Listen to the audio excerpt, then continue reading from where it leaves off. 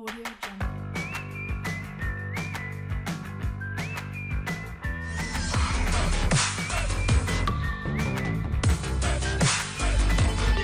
Assalamualaikum warahmatullahi wabarakatuh. Pada kesempatan ini kami dari kelompok 4 akan mempresentasikan makalah yang berjudul Model Pengembangan Kurikulum guna memenuhi tugas mata kuliah Pengembangan Kurikulum Sekolah Dasar dosen pengampu Dr. Sri Utami, MPD.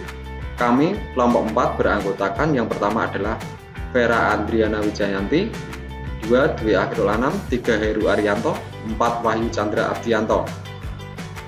Latar belakang dari makalah ini yaitu dalam dunia pendidikan, kurikulum mempunyai peranan yang penting karena merupakan operasionalisasi tujuan yang hendak dicapai.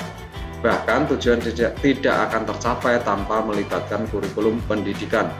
Kurikulum dapat diartikan sebagai sebuah dokumen perencanaan yang berisi tentang tujuan yang harus dicapai, isi materi dan pengalaman belajar yang harus dilakukan siswa, strategi dan cara yang dapat dikembangkan, evaluasi yang dirancang untuk mengumpulkan informasi tentang pencapaian tujuan, serta implementasi dari dokumen yang dirancang dalam bentuk nyata.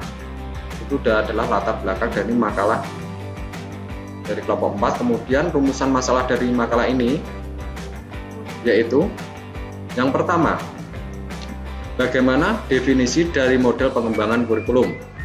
Yang kedua, bagaimana pengembangan kurikulum menurut Alexander and Lewis 1981.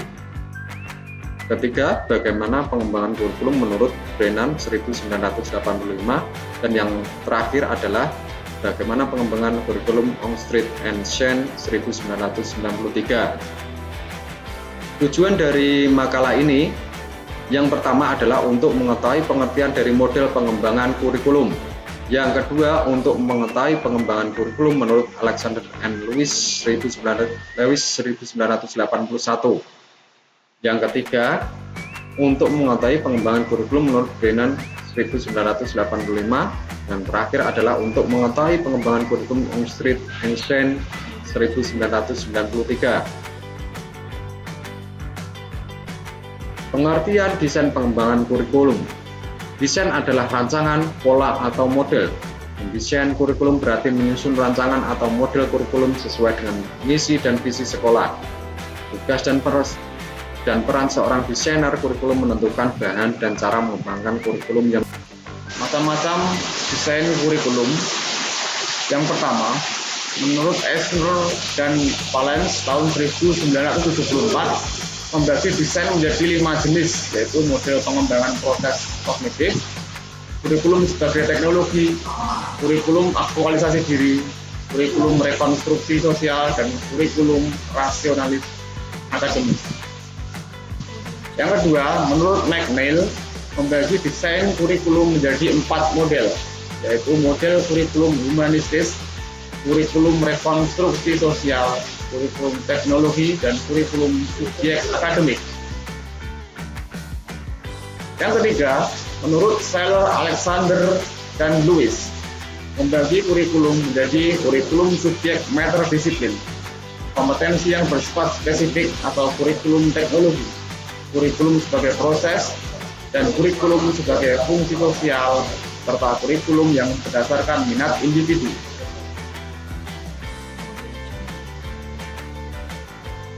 Yang keempat, menurut Brennan, mengembangkan 3 jenis model desain kurikulum, yaitu kurikulum yang berorientasi pada tujuan, model proses, dan model kurikulum yang didasari kepada analisis situasional. Yang kelima, menurut Longstreet dan Shen, membagi desain kurikulum menjadi 4 model, yaitu desain kurikulum yang berorientasi pada masyarakat, desain kurikulum yang berorientasi pada anak, desain yang berorientasi pada pengetahuan, dan desain kurikulum yang bersifat ekventik.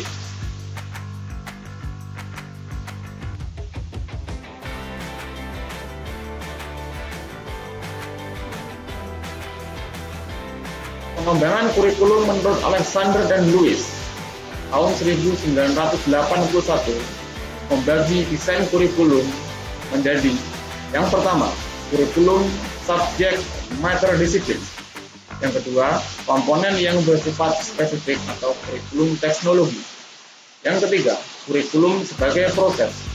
Yang keempat, kurikulum sebagai fungsi sosial. Dan yang kelima, kurikulum yang berdasarkan minat individu. Kemudian pengembangan kurikulum menurut Brennan tahun 1985 mengembangkan 3 jenis model desain kurikulum, yaitu yang pertama, kurikulum yang berorientasi pada tujuan.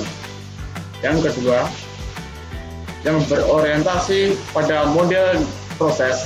Dan yang ketiga, model kurikulum yang didasarkan kepada analisis situasional.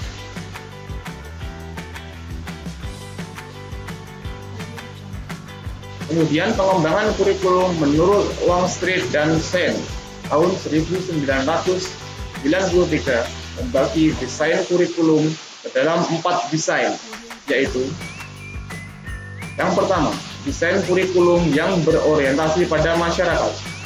Yang kedua, desain kurikulum yang berorientasi pada anak. Yang ketiga, desain kurikulum yang berorientasi pada pengetahuan. Yang keempat, desain kurikulum yang bersifat elektif.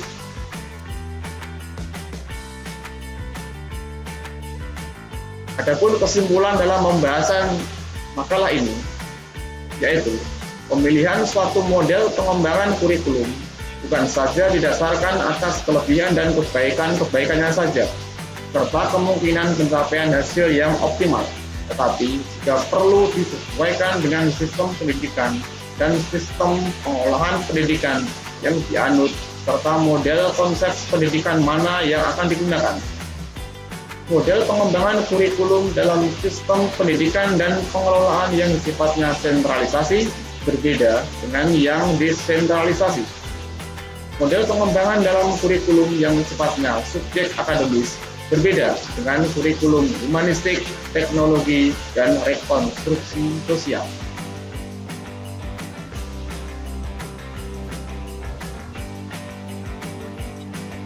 Adapun saran yang dapat kami berikan, yaitu sikap guru sebagai pelaksana kurikulum seringkali kurang tanggap terhadap adanya perubahan, dan mereka cenderung pasif serta atuh tak acuh. Hal ini mungkin saja terjadi akibat dari budaya guru atau sekolah yang terbiasa dengan cara kerja dari kurikulum yang bersifat bottom up, di mana guru tinggal memindahkan apa yang harus dirumuskan. Dalam pengertian profesionalisme guru, turut berpengaruh dan menjadi hambatan di dalam implementasi kurikulum. Sebaiknya, guru ikut aktif dan berperan penting dalam pengembangan sebuah kurikulum. Demikian yang dapat kami sampaikan. Semoga bermanfaat. Terima kasih. Wassalamualaikum warahmatullahi wabarakatuh.